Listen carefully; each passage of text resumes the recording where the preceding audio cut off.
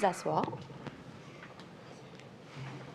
Alors, Monsieur le commissaire, encore une fois, pour les questions d'intendance, là, on s'apprête, j'en ai parlé le jeudi dernier, à débuter une nouvelle section, si on veut. Il reste encore M. Jude Martineau, là, qu'on a entendu beaucoup, là, qui a travaillé avec les auditeurs, mais qui est également membre du conseil d'administration. Il débutera cet après-midi son témoégeage. Parce qu'il n'était pas disponible la semaine passée. Oui, c'est effectivement. Là, puis ce matin, il est en chemin. Donc, on va débuter avec lui à 14 h, juste avant. Donc, on va faire une présentation, une allocution style opening statement dans un procès pour situer bien les gens et améliorer leur compréhension quant aux différents cheminements du processus contractuel. Évidemment, ça vaut plus pour aider. C'est pas nécessairement un élément de preuve parce que ça sera fait par les procureurs et avocats, mais ça permet quand même de mieux situer le cheminement contractuel.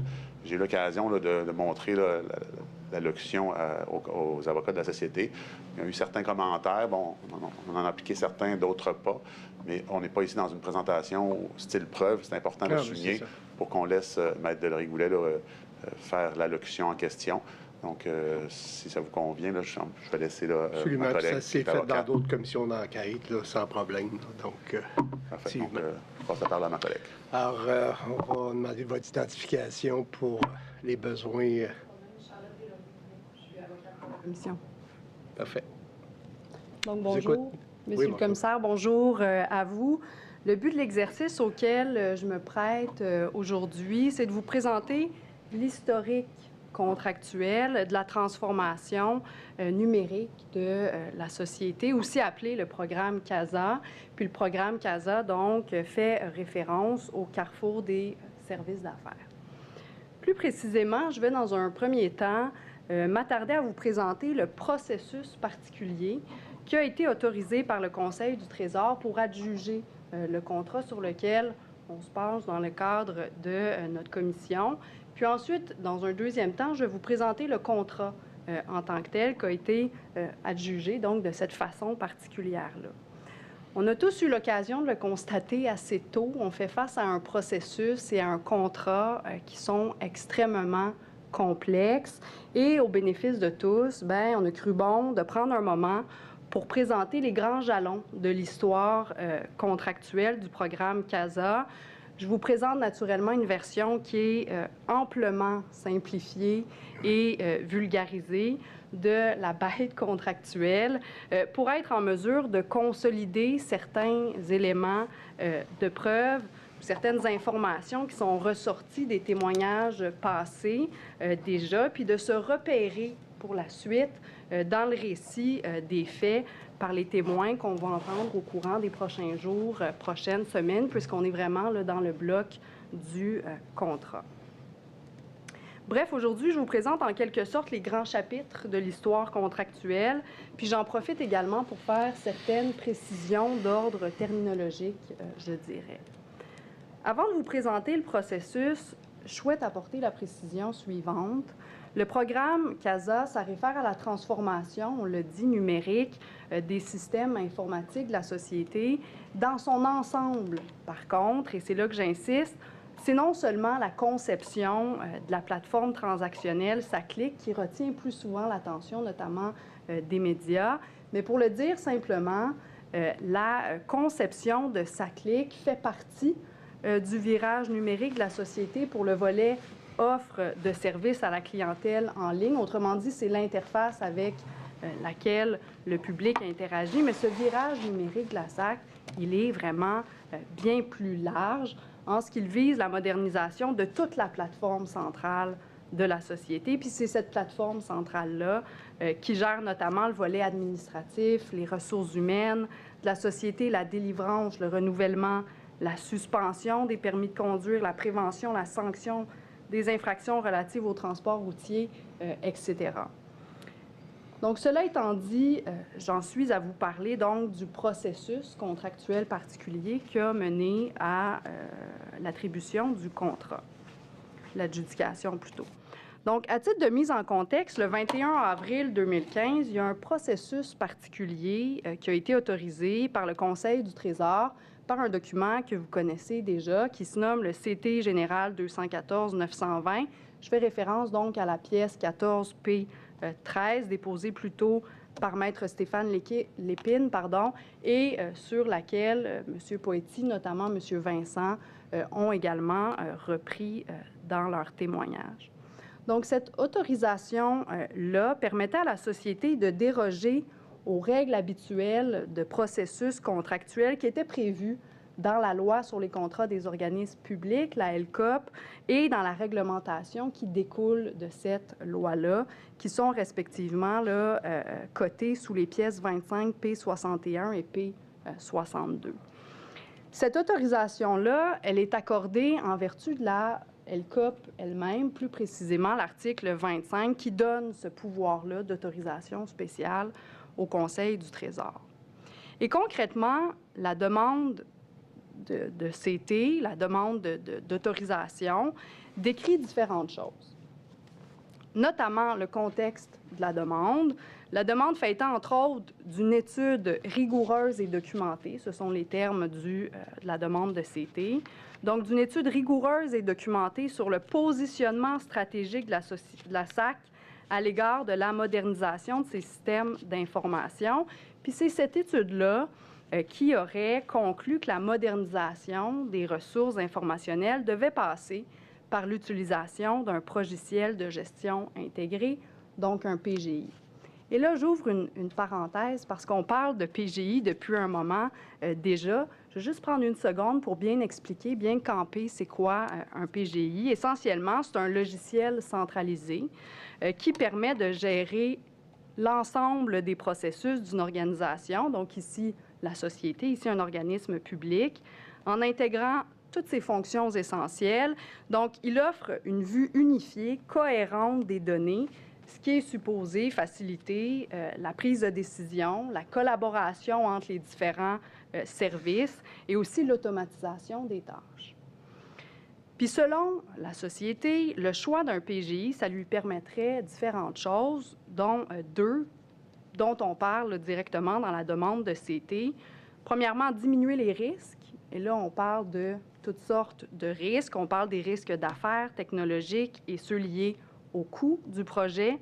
Et ça permettrait aussi, selon elle, de devancer de 3 ans la livraison des bénéfices et donc de rembourser plus rapidement la dette et de percevoir des droits additionnels pour le gouvernement. La demande de CT décrit par ailleurs autre chose, c'est-à-dire les modalités particulières d'appel d'offres qui sont demandées. Puis dans le document lui-même, on réfère à ce processus-là, à ces différentes étapes du processus-là, en les identifiant de l'étape A à H. Puis pour les prochains jours, on fera bien attention de faire référence à ces différentes étapes-là en les nommant comme telles pour placer dans l'histoire nos différents témoins. Quant aux modalités, maintenant, il s'agissait essentiellement de prévoir un processus d'appel d'offres en 3 étapes, incluant d'abord 2 premiers appels d'offres pour la préqualification d'éditeurs, d'une part, ça, ce serait l'étape A, et d'intégrateurs dans un second appel d'offres, ce serait l'étape B. Aux étapes A et B, là, je veux bien être claire, il ne s'agissait pas de choisir l'éditeur et l'intégrateur avec lesquels la société ferait affaire, mais plutôt d'autoriser certains fournisseurs potentiels à poursuivre le processus. On appelle ça une préqualification. Donc, autrement dit, si on veut une image, c'est un peu un droit de passage pour avoir le droit d'aller plus loin, de continuer la course. Pour faire une clarification, toujours, l'éditeur d'un logiciel, ça réfère à la personne qui conçoit, qui développe, qui commercialise le logiciel, puis il en est donc le propriétaire, puis il est responsable de la création des modules de base. Il va aussi être responsable de la mise à jour du logiciel, puis de la fourniture du support technique. Des exemples d'éditeurs de PGI, ça inclut SAP, pour ne pas le nommer. Ça inclut Microsoft Dynamics, Sage et Odoo, ou Odoo, je ne suis pas trop certaine de la prononciation. En théorie, l'éditeur garantit la qualité, la sécurité puis l'évolution fonctionnelle du produit. L'intégrateur, maintenant, d'un logiciel, quant à lui, va se spécialiser dans l'adaptation, l'installation, la mise en œuvre du PGI au sein d'un organisme client ou d'une entreprise autrement. Donc, autrement dit, il personnalise le logiciel en fonction des besoins spécifiques du client. Puis c'est aussi lui qui va assurer la formation des utilisateurs. Donc ici, ce seraient les employés de la société, qui va gérer la migration des données, puis qui offre en général un support post-déploiement. Bref, l'intégrateur, c'est lui qui veille à ce que le PGI soit aligné avec les processus du client, puis que le PGI fonctionne de façon optimale. Ces deux appels d'offres-là, donc la préqualification d'éditeur à l'étape A et la préqualification d'intégrateur à l'étape B, allaient être suivis d'un troisième appel d'offres sur invitation, cette fois-ci, donc ce n'est plus public, c'est sur invitation, pour solliciter uniquement les éditeurs et les intégrateurs préqualifiés aux étapes A et B pour qu'ils forment ensemble des alliances entre elles, entre eux, afin de déposer une offre combinée complète, c'est-à-dire une offre qui comprend tant ce que l'éditeur a à offrir que ce que l'intégrateur a à offrir. La demande de CT réfère à ce troisième appel d'offres-là comme étant l'étape C du processus. Et à cette étape-là, les alliances seraient invitées à déposer une enveloppe contenant d'une part le devis de mise en œuvre, de même qu'une seconde enveloppe distincte qui allait contenir le prix de la soumission qu'on peut appeler la soumission initiale, parce qu'il y en aura une deuxième, j'y reviendrai. Cette seconde enveloppe-là, contenant le prix, devrait demeurer scellée jusqu'à la toute dernière étape du processus, soit l'étape H. Et ça, le document, la demande de CT est clair, puisqu'à chacune des étapes entre C jusqu'à la fin mentionne là, que l'enveloppe de prix doit demeurer scellée. Ensuite, l'étape D consisterait en un premier tour d'évaluation de la qualité donc de l'enveloppe qu'on ouvre, l'enveloppe du devis, donc des offres reçues à l'étape C. Puis à cette étape-là, l'évaluation de la qualité se baserait uniquement ou principalement sur des critères d'adéquation fonctionnelle et quelques critères techniques liés aux compétences essentielles à la réalisation du projet. Donc, c'est un premier tour d'évaluation qualitative un petit peu plus grossier, là, je dirais. Puis en fait aussi, ce qu'il faut comprendre, c'est que cette étape-là, l'étape D, c'est un second droit de passage. On en a déjà eu un derrière, on en a à nouveau un. Donc ici, on restreint à nouveau le marché à cette étape-là. Devrait suivre ensuite l'étape E, qui se voudrait un second tour d'évaluation qualitative, mais plus détaillé cette fois-ci. Puis c'est à l'étape E que la demande de CT fait état d'une analyse faite avec différents comités d'évaluation selon les domaines d'expertise. Et M. Vincent nous disait jeudi dernier que ça se rattachait en fait au concept de comité aviseur. À cette étape-là, la société voudrait procéder à des entrevues structurées et à des bancs d'essai. Puis au terme de cette étape-là, la société sera en mesure de retenir 2 alliances finalistes qui pourraient passer à l'étape suivante. Donc, on a ici un troisième droit de passage qui restreint à nouveau, la concurrence, finalement.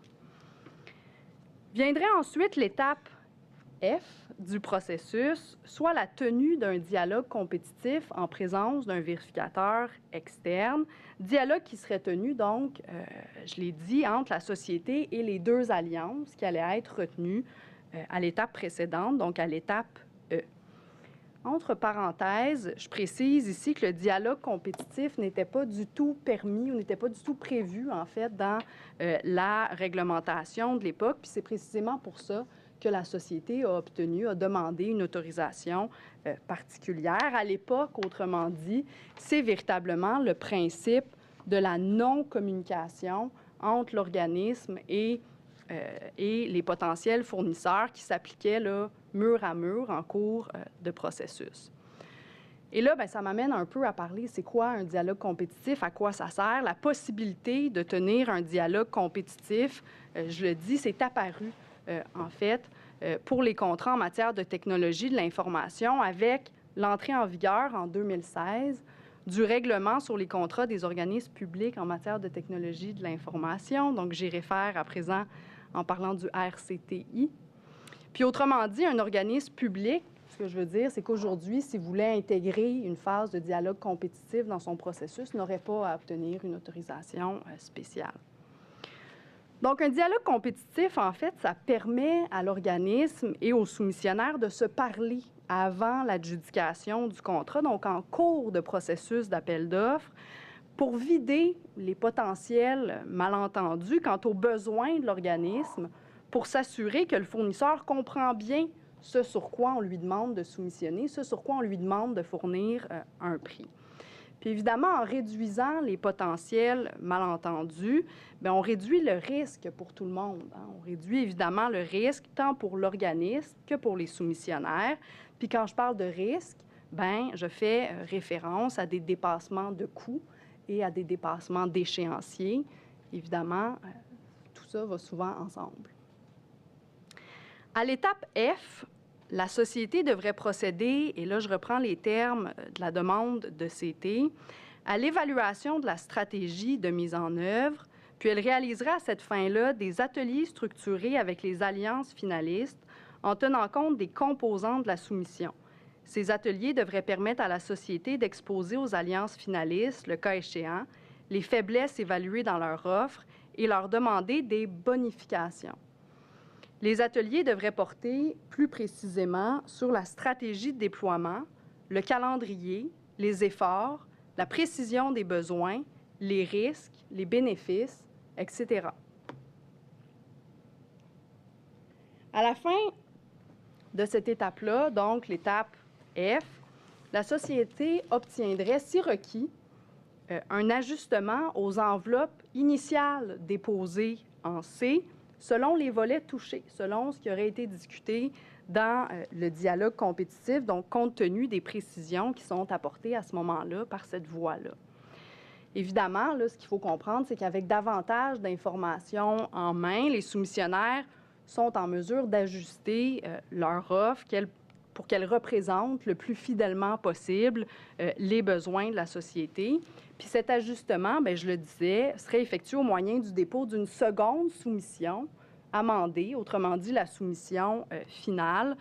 Et là, bien, c'est ça, on vient amender finalement notre première soumission. La demande de CT générale souligne par ailleurs, je le disais, à chacune des étapes que les enveloppes de prix sont traitées, là, sont cachées et le prix demeure confidentiel jusqu'à la fin du processus. C'est vraiment les enveloppes de devis qu'on regarde du côté de l'évaluation qualitative. S'ensuivrait donc, après le dialogue compétitif de l'étape F, s'ensuivrait l'étape G, logiquement, qui consisterait en l'évaluation qualitative des offres bonifiées à l'étape F. Puis cette analyse-là viserait toujours la même chose, c'est-à-dire mesurer le degré de couverture des besoins de la société, les produits, les ressources professionnelles, notamment. S'ensuivrait, et là, j'achève, c'est la dernière étape, s'ensuivrait l'étape H, qui consisterait à identifier l'alliance gagnante, composée d'un éditeur de PGI et d'un intégrateur. C'est donc à cette étape-là, finalement, que les enveloppes de prix seraient ouvertes puis que l'alliance gagnante serait déterminée. Si les prix sont gardés secrets lors de l'analyse qualitative, c'est en théorie pour préserver l'impartialité du comité de sélection en empêchant qu'il soit tenté d'ajuster son analyse qualitative des soumissions en fonction des prix soumis. Autrement dit, qu'il puisse diriger le résultat de l'appel d'offres en ajustant aux besoins le pointage qualitatif des différents soumissionnaires à la hausse pour celui pour lequel il y a une préférence et à la baisse pour les autres. La demande de CT prévoyait deux modalités particulières quant à cette étape-là d'adjudication, soit l'utilisation à des fins d'adjudication du coût total d'acquisition, d'une part, et la majoration du facteur K, d'autre part. Je vais juste les voir un à la suite de l'autre. Donc, le coût total d'acquisition, bien, quant à ça, il s'agissait de considérer à des fins d'adjudication, et ce que je veux dire quand je dis à des fins d'adjudication, c'est-à-dire pour comparer les soumissions entre elles, il s'agissait de considérer non seulement le prix exigé par l'Alliance, donc les fournisseurs, mais également le coût pour les ressources internes que la société allait devoir déployer. Ainsi, ce qu'il faut comprendre, c'est que si une des alliances représentait avoir besoin davantage de ressources internes de la société, bien, ça aurait l'effet de faire hausser le coût total d'acquisition pour sa solution, ce qui, à des fins d'adjudication, à des fins de comparaison entre les soumissionnaires, viendrait désavantager l'alliance en question. On peut ici noter que l'adjudication selon le coût total d'acquisition, c'était une modalité particulière à l'époque, en 2015. C'est pour ça que la société a demandé une autorisation, mais que ça a été par la suite intégré dans le RCTI en 2016. Donc aujourd'hui, pour procéder avec le coût total d'acquisition, il ne serait pas nécessaire de demander une autorisation spéciale au Conseil du Trésor. Je vous disais qu'il y avait deux modalités particulières quant à cette dernière étape d'adjudication, le coût total d'acquisition dont on vient de parler et le facteur K. Quant à la deuxième modalité particulière, la société a demandé à ce que le facteur K soit majoré à 50 %. Ce fameux facteur K-là, Maître Stéphane Lépine nous l'a expliqué assez bien, je dirais. J'ai donc la chance de pouvoir m'en tenir à l'essentiel, mais si je vulgarise, en gros, lorsqu'on adjuge un contrat sur la base du meilleur rapport qualité-prix, comme c'est le cas en l'espèce, le facteur K, c'est un facteur qui est inclus dans la méchante formule mathématique imposée par l'annexe 2 de la réglementation, donc les pièces 25P, la pièce 25P62, donc à l'annexe 2 de la réglementation qui découle de la LCOP, qui permet de pondérer l'importance qu'on veut accorder à la qualité par rapport à celle qu'on accorde au prix. Puis la réglementation de l'époque prévoyait que le facteur K devait se situer quelque part entre 15 et 30 %. Aujourd'hui, le RCTI prévoit non seulement, je le disais, la possibilité de tenir un dialogue compétitif, mais il prévoit aussi que lorsque l'appel d'offres comporte un tel dialogue, le facteur K peut être majoré jusqu'à 40 %. Concrètement, en majorant le facteur K à 50 %, la société se disait disposée à payer plus cher en présumant qu'en payant plus cher, bien, ça pouvait lui permettre d'obtenir une meilleure qualité. Donc ça, c'était, Monsieur le commissaire, les étapes A à H, le processus qui était envisagé par la société en 2015 pour adjuger le contrat relatif à sa transformation numérique. Reste à voir maintenant par les témoignages qu'on entend de voir comment est-ce que se juxtapose en fait le processus qui était prévu, demandé et autorisé par rapport à ce qui s'est réellement passé dans les faits. Je reviens donc au contenu de la demande de CT, outre la mise en contexte que je vous ai présentée et la description du processus particulier, la demande de dispense contient aussi autre chose, notamment une estimation des coûts du projet. On en a parlé un peu. Au moment de la demande de dispense en 2015, et donc avant, naturellement, la tenue du processus, la valeur du contrat, elle est estimée par la société à 125 millions de dollars. Puis le coût total d'acquisition que je vous ai expliqué il y a un instant, c'est-à-dire le coût du contrat qu'on donne, l'argent qu'on donne à l'Alliance, majoré du coût des ressources internes de la SAC, était pour sa part estimé à 200 millions de dollars sur 10 ans. La demande de CT Général annonçait par ailleurs une volonté d'élaborer un modèle d'affaires qui visait à partager le risque entre la société et l'Alliance. Mais à ce sujet-là, je vous avoue que la demande n'est pas très explicite. Il n'y a pas grand-chose, mais annonce qu'il y a une volonté de partager le risque. Finalement, quant aux sources de financement, M. Poetti nous en a fait la lecture. Là, le CT prévoit une mention selon laquelle la mise en œuvre du plan d'affaires de la société ne requérait pas de crédit budgétaire et permettrait de générer des bénéfices.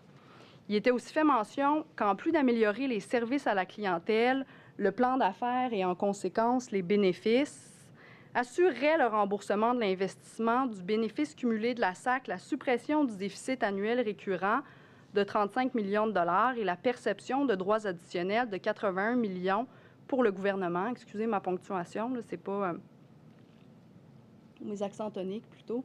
Donc voilà. Cette demande d'autorisation-là est signée par Mme Nathalie Tremblay le 13 avril 2015. On l'a vu. Il s'agit de la PDG de la société à l'époque. Puis le document, il est co-signé par M. Robert Poetti 2 jours plus tard, qui est alors le ministre des Transports. Puis la demande, donc cette demande-là chemine, une fois qu'elle est signée par ces deux acteurs-là, la demande chemine, puis elle est finalement avalisée par le Conseil du Trésor le 21 avril 2015, à certaines conditions qui ont été présentées plus tôt par Maître Stéphane Lépine, puis sur lesquelles nous aurons probablement l'occasion de revenir. La demande de CT constitue évidemment un document phare du virage numérique de la SAC et donc de notre enquête. Non seulement il décrit le processus qui était envisagé par la société à l'époque, mais il représente par ailleurs la base sur laquelle la société a obtenu l'aval du Conseil du Trésor pour aller de l'avant avec un processus contractuel qui était particulier. J'en arrive à vous présenter le contrat qui a finalement été adjugé au terme de ce processus contractuel particulier-là. Donc, le processus que je viens de vous décrire a abouti vers la conclusion d'un contrat qui est intervenu entre la société et l'Alliance, qui est composé de l'éditeur SAP Canada Inc. et de l'intégrateur LGS. D'emblée, il faut comprendre que le contrat intervenu entre la société et l'Alliance est non seulement volumineux et complexe, vous le savez, mais il est également extrêmement fragmenté. J'en arrive donc à vous présenter ces différents fragments contractuels-là dans un instant, mais avant, je veux faire une précision terminologique entre les notions d'addenda, d'avenant et d'amendement, qui sont tous les trois utilisés dans la documentation contractuelle qu'on étudie présentement. Donc, d'abord, la notion d'addenda. Dans le jargon des contrats publics, les addendas, ce sont des modifications qui sont apportées aux documents d'appel d'offres en cours de processus. Parfois pour modifier substantiellement l'appel d'offres, parfois seulement pour préciser des informations, notamment en réponse à des questions que pourraient avoir les potentiels soumissionnaires en cours de processus. Et donc, ce qu'on comprend, c'est que les soumissionnaires réagissent aux addendas que l'organisme publie, notamment en ajustant le prix de leur soumission ou peut-être même en décidant de ne pas soumissionner du tout. Par exemple, si l'organisme modifie ses documents d'appel d'offres en cours de publication d'appel d'offres pour ajouter quelque chose, un morceau de contrat, ajouter quelque chose à la portée du contrat, bien, le soumissionnaire peut modifier son prix, probablement qu'il va l'augmenter, ou il pourrait aussi décider de se retirer, par exemple, parce que si on ajoute tel morceau de contrat, bien, il n'a plus les ressources. Il n'a pas les ressources internes, par exemple. Et ça, cette décision-là, il peut la prendre tant que court le délai pour déposer une soumission. Une fois que ce délai-là, une fois que la date limite pour déposer une soumission arrive, le soumissionnaire, il ne peut plus changer d'idée. Il ne peut plus retirer sa soumission, il ne peut plus non plus la modifier. Donc, sa soumission, y compris son prix, se cristallise à ce moment-là. Puis c'est ce qui va être utilisé pour comparer sa soumission à celle des autres. Et là, ce qu'il faut comprendre, c'est que les modifications ou ajouts à la portée du contrat par des addendas en cours de processus sont donc soumises aux effets de la concurrence entre les différents soumissionnaires. Et donc, il y a une pression à la baisse de leur prix, ce qui est favorable normalement à l'organisme. Un avenant, maintenant, selon le dictionnaire de droit québécois et canadien, un avenant, c'est l'acte par lequel les parties à un contrat le modifient ou y ajoutent certaines clauses. Il faut donc comprendre qu'un avenant, ça se rattache à une modification qui intervient après l'adjudication du contrat, et ça, c'est différent de l'addenda dont on vient de parler. C'est différent parce qu'un avenant se rattache à une modification qui intervient après l'adjudication du contrat, puis dans la mesure où elle intervient directement avec notre fournisseur qui a obtenu le contrat, bien, elle n'est pas soumise, en conséquence, aux pressions de la concurrence. Un amendement, maintenant, toujours selon ce même dictionnaire-là, un amendement réfère soit à une modification apportée à un texte légal soumis à un organisme ayant des pouvoirs législatifs ou réglementaires. Deuxième définition, ce serait, dans le domaine judiciaire, au moyen par lequel une partie modifie un acte de procédure qu'elle produit. Ou finalement, troisième définition de notre dictionnaire, motion visant à modifier le fond ou la forme d'une proposition soumise à une assemblée délibérante. Donc, vous remarquez, il n'y a rien qui nous intéresse là-dedans parce qu'il n'y a rien qui fait référence à un contrat. Il s'agit vraisemblablement donc d'un anglicisme qui réfère, on peut le penser, à une modification contractuelle. Puis d'ailleurs, selon la documentation interne de la société que la Commission a en sa possession, un amendement, ça réfère à un ajout ou une modification aux biens ou services, infrastructures ou logiciels. On va parler de ces différentes notions-là dans un instant et plus tard, au cours des audiences. Puis c'est pour cette raison-là que je jugeais utile d'apporter cette précision-là d'emblée. Maintenant que c'est fait, ça m'amène finalement à vous présenter les différents fragments du contrat dont je vous parlais plus tôt. Puis dans cette seconde partie de la présentation, je vous fais le portrait de manière chronologique, donc des différents morceaux de contrat qui sont venus se greffer l'un à l'autre, puis qui forment le contrat à différentes époques de notre histoire contractuelle. Puis c'est un choix de vous le présenter de façon chronologique, qu'on aurait pu vous le présenter de façon fonctionnelle. Bref, il y a différentes façons de le faire, mais de manière chronologique, bien, le contrat est constitué d'abord des documents d'appel d'offres de la société, de ses modifications, donc ses addendas, et de ses annexes. Il y a toujours des annexes, vous allez voir. Composé également de la soumission de l'Alliance amendée du 23 janvier 2017. Et là, je précise, en fait, ça fait référence à la soumission bonifiée déposée à la fin de l'étape F, donc à la fin du dialogue compétitif, mais également de la soumission de l'Alliance du 4 avril 2016, c'est-à-dire la soumission initiale déposée à l'étape C avant le dialogue compétitif. Ensuite, le 31 mars 2017, une entente de principe intervient entre la société et l'Alliance qui vise à entreprendre des démarches préliminaires puis d'effectuer certaines interventions en vue du démarrage du programme CASA. Puis alors, bien, des services sont commandés, de l'équipement est acheté. Entre mars 2017 et juin 2017, cette entente de principe-là subit plusieurs avenants, donc plusieurs modifications. Mes collègues qui sont passés avant moi, ou certains témoins, m'ont mise à l'aise, dont le procureur en chef, pour vous parler en images. Hein. On vous a parlé de pommes, on vous a parlé de pommes pourries, on vous a parlé de jello, on vous a parlé de bouts de saucisse. Là, je vais vous inviter à sortir de table, puis je vais vous amener plutôt dans le domaine ferroviaire. Ferroviaire parce que je vais vous donner l'image d'un train pour mieux comprendre ce qui s'est passé. Donc, l'entente de principe, dans cette image-là, c'est notre avant-train. Donc, il vient avant, l'entente de principe vient avant le train lui-même. Le 14 juin 2017, interviennent 3 contrats, soit le contrat cadre, et ça, c'est notre locomotive, d'une valeur de 458 408 761 $, ce qui comprend uniquement les ressources de l'Alliance, donc l'argent qu'on donne à l'Alliance, qu'on paye à l'Alliance, et non ceux de la société. Dans ce sens-là, ce chiffre-là de 458 millions, et là, j'allais dire des poussières, mais ce sont des grosses poussières. En ce sens-là, ce chiffre-là se compare aux 125 millions estimés initialement par la société dans la demande de CT qu'on a vue. Puis lorsque le vérificateur général nous parle de 638 millions dans son rapport, ce chiffre-là comprend également les ressources de la société.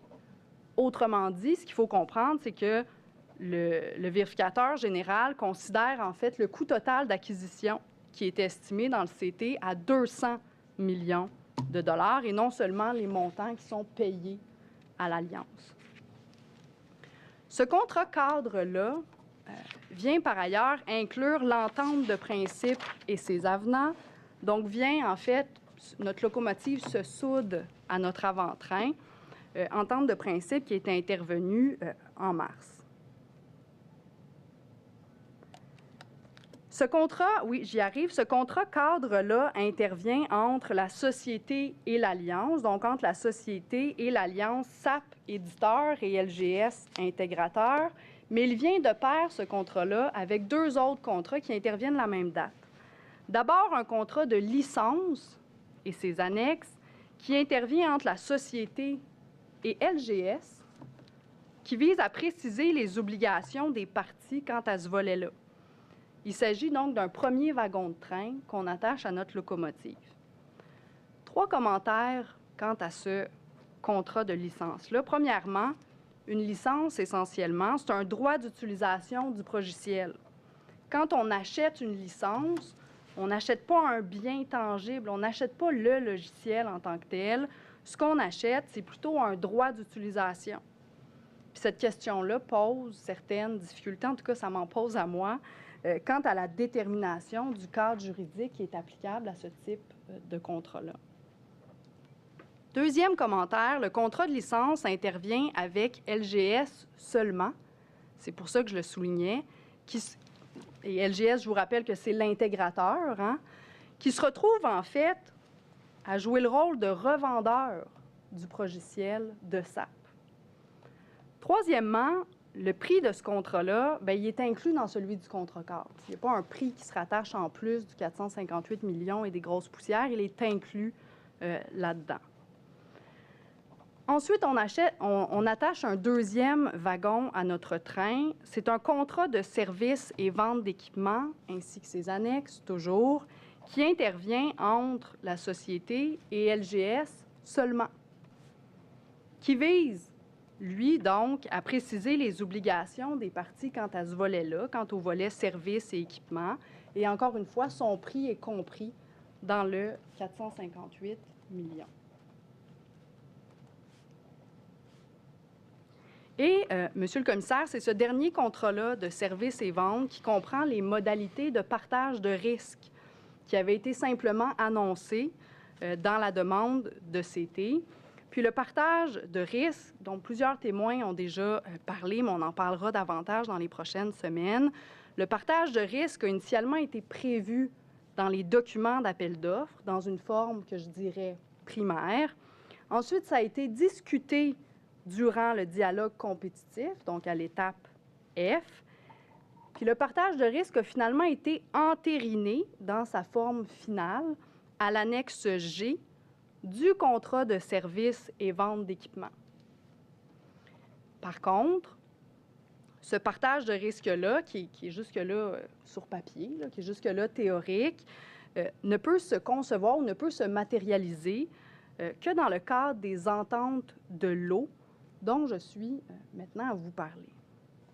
Chronologiquement, après le processus, donc les documents d'appel d'offres et les soumissions, après l'entente de principe et les 3 contrats de juin 2017, interviennent progressivement, c'est-à-dire au fur et à mesure que le travail avance, des ententes de l'eau. Ce sont en fait plein de morceaux contractuels, en plein de wagons de train qui viennent s'ajouter. Puis par ces ententes-là, les parties viennent contractualiser le découpage du travail. On sait qu'il était question dans le contrat de 3 livraisons, mais en fait, ces 3 livraisons-là sont subdivisées à nouveau en entente de lot, sont subdivisées en plusieurs lots. Concrètement, c'est par les ententes de lot qu'un effort ou un résultat vient se rattacher à un échéancier ou à un budget précis. C'est à partir de l'allotissement théorique ou projeté de ce travail-là et de ce budget-là qu'on consacre dans les ententes de l'eau par rapport à l'exécution réelle du travail qu'on est en mesure de mettre des chiffres dans notre formule de partage de risque. À un moment, notre train se met à vaciller et même qu'il déraille complètement. En fait, il y a un différend qui éclate entre la société et l'Alliance dans l'exécution du contrat, dans l'avancement du travail. Puis suite à ce différend-là, le 30 septembre 2020, intervient ce que les parties appellent une transaction. Essentiellement, en droit québécois, une transaction, c'est une entente où des personnes règlent un différend en évitant de le traîner devant les tribunaux. Puis dans le langage courant, une transaction, c'est ce qu'on appelle un règlement hors cours. Par cette transaction-là, les parties conviennent de plusieurs choses, mais elles conviennent, entre autres, de montants forfaitaires que la société va devoir payer à LGS, conviennent d'ajustements de budget pour les efforts de l'Alliance, conviennent de modifier les taux horaires de LGS pour la suite de l'exécution contractuelle, conviennent d'une replanification du calendrier de travail. Les ententes de lot deviennent des ententes de cycle, on le verra. De même, la société et LGS se donnent quittance, c'est-à-dire qu'elles renoncent à se poursuivre, à se demander de l'argent pour tout ce qui s'est produit avant septembre 2020. Autrement dit, on passe l'éponge et on remet le compteur à zéro. Bref, on remet notre train sur les rails avec la transaction 2020, mais notre train a une allure bien différente. On a changé des wagons de place, on en a ajouté, on en a repeinturé. Notre train repart, mais il y a vraiment un autre air qu'au départ. En novembre 2022, un premier avenant qui vise à réinjecter de l'argent dans le contrat intervient. Cet avenant-là, il est d'une somme de 45,7 millions de dollars, ce qui représente 9,97 % du montant initial du contrat.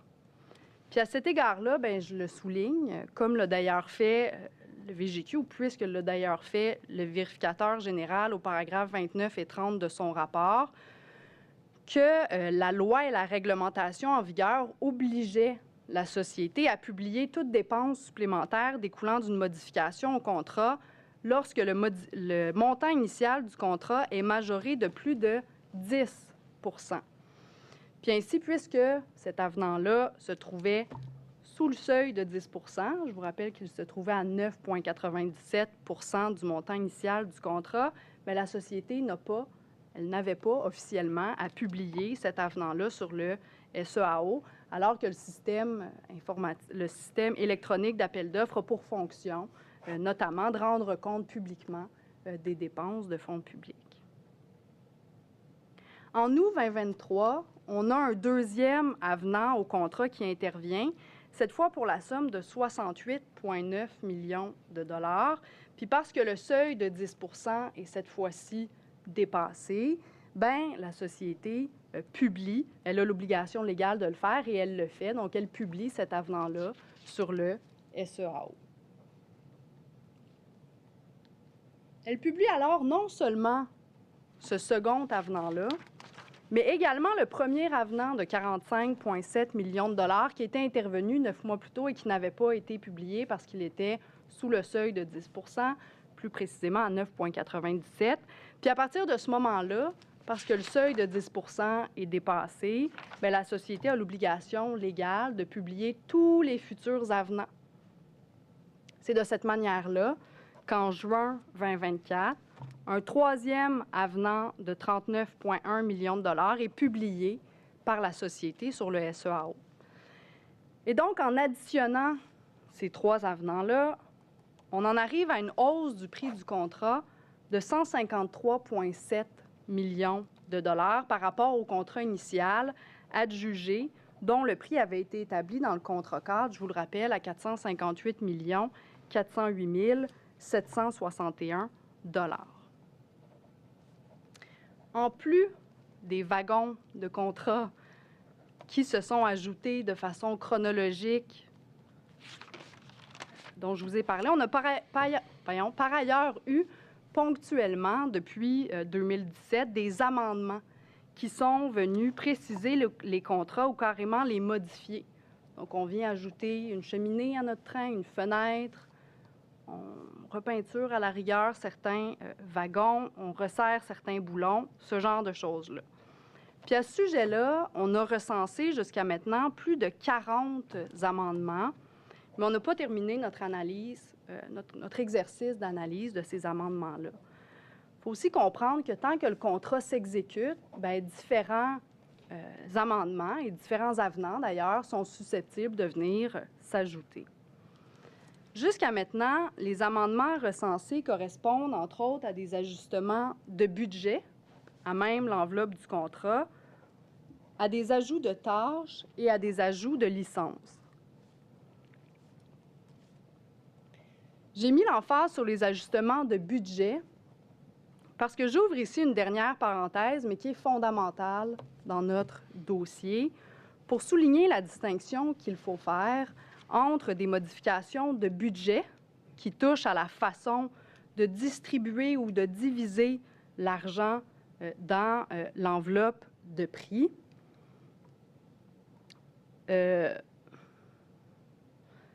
Par opposition ou par rapport à une modification de la dépense, soit une modification relative à l'épaisseur, en fait, de l'enveloppe elle-même. Dans ce sens-là, les 3 avenants dont on a parlé, qui totalisent la somme de 153,7 millions, s'attachent au montant de la dépense ou à l'épaisseur de l'enveloppe. Autrement dit, ils visent à la renflouer, cette enveloppe-là. Tandis que les amendements qu'on a recensés à date semblent s'attacher davantage à des modifications budgétaires, c'est-à-dire comment est-ce qu'on subdivise l'argent qu'on a dans l'enveloppe. Donc, on fait le choix de la diviser différemment de ce qui était prévu initialement. Même s'ils sont naturellement liés, ces 2 concepts-là, hein, modification de budget et modification de la dépense, sont liés parce qu'un dépassement de budget aboutira, on peut le penser, à une augmentation éventuelle de la dépense. Bien, ce sont 2 concepts qui sont différents, modification de budget et modification de dépense, qui ne se manient pas de la même manière, notamment au niveau de la gouvernance et de la reddition de comptes, étant entendu que le budget, à l'intérieur de l'enveloppe totale, est une matière plus élastique que l'enveloppe elle-même. Évidemment, si on étire trop la matière qui se trouve dans l'enveloppe, donc le budget, notre enveloppe, bien, elle finit par éclater. Dans ce sens-là, l'augmentation de la dépense n'intervient pas nécessairement de façon concomitante au dépassement de budget. Elle peut venir après, dans la mesure où l'enveloppe totale est suffisamment garnie pour éponger le dépassement de budget dans l'immédiat. Ce qu'on peut comprendre aussi, je continue dans mes images, c'est qu'en ayant recours à une enveloppe opaque, on n'arrivera jamais à dissimuler son épaisseur, mais on peut néanmoins arriver même assez aisément à dissimuler son contenu, c'est-à-dire les jeux de budget. J'ai gardé le punch pour la fin. J'en arrive à vous parler des contrats satellites. Il y a dans notre historique contractuel ce qu'on appelle, du moins à l'interne, les contrats satellites. Puis je dis à l'interne parce qu'il ne s'agit pas d'un terme juridique, là, ce qui relève d'un régime juridique particulier. En fait, si je pousse l'image du train au maximum, parce que là, je sens que j'ai le champ libre puisque Infoman, je crois, est officiellement terminé. Donc, finalement, les contrats satellites, ce sont en quelque sorte les oiseaux qui volent très, très près de notre train et qui le suivent par un phénomène d'aspiration d'une certaine façon. En fait, ces contrats satellites-là font référence à tous les contrats qui évoluent ou qui ont évolué en périphérie du train contractuel, puis qui participent directement ou indirectement au projet ou au programme CASA. En fait, les contrats satellites font référence à entre autres, en fait, on a reçu une liste de non moins de 1879 contrats de la part de la société, liste qui est présentement, évidemment, sous analyse par notre équipe. Puis en plus des fragments de contrats que je vous ai décrits, On retrouve dans cette liste-là de 1879 contrats toutes sortes de choses. Ces contrats-là, dans cette liste-là, peuvent être intervenus même avant le lancement du processus d'appel d'offres, par exemple des contrats de consultation stratégique. Plusieurs sont intervenus plus tard, en cours d'exécution. On retrouve d'ailleurs plusieurs contrats de soutien technique. Puis plein d'autres besoins que la société a pu avoir au fil des années. D'ailleurs, certains de ces contrats-là, satellites, ont été conclus assez récemment. Parce qu'on y retrouve notamment les contrats qui visent à ce que le projet CASA, ça finisse par arriver ou qui participent à redresser la situation problématique qui a eu lieu lors de la mise en service de la plateforme en ligne, ce que les médias nomment le fiasco SACLIC. Ces contrats satellites-là peuvent par ailleurs avoir été adjugés suivant un appel d'offres ou non, c'est-à-dire directement avec un fournisseur de gré à gré. Puis il peut aussi s'agir de contrats à exécution sur demande. Un contrat à exécution sur demande, Mme Lortie nous en a parlé, Mme Lortie de l'AMP, mais c'est lorsqu'on sait qu'on va avoir besoin d'un service de manière récurrente, mais que le nombre de demandes, le rythme et la fréquence de leur exécution sont incertains. C'est la définition, en fait, que le RCTI donne des contrats à exécution sur demande. En fait, concrètement, ce qu'on fait, c'est qu'on prévoit une enveloppe qu'on adjuge à un ou plusieurs fournisseurs, puis d'une certaine façon, on s'assure ou on garde en réserve les services, la disponibilité de ces fournisseurs-là sur demande et selon les conditions qui sont prévues dans le contrat qu'on a adjugé. On fonctionne alors simplement avec des bons de commande et des factures et on finance ces services-là à même l'enveloppe à chaque fois qu'on fait appel à notre fournisseur ou à nos fournisseurs. Puis quand l'enveloppe est épuisée, qu'est-ce qu'on fait? On a toujours l'option d'adjuger un nouveau contrat qui va dans cette direction-là. Ça, ce sont les contrats à exécution sur demande. Il y a l'équivalent en matière d'approvisionnement avec les contrats qu'on appelle contrats à commande. Évidemment, ce type de contrat-là, c'est susceptible de faire dépenser beaucoup d'argent aux organismes publics. Puis c'est pour cette raison-là que cette façon de contracter-là est permise, mais qu'elle est encadrée dans la loi.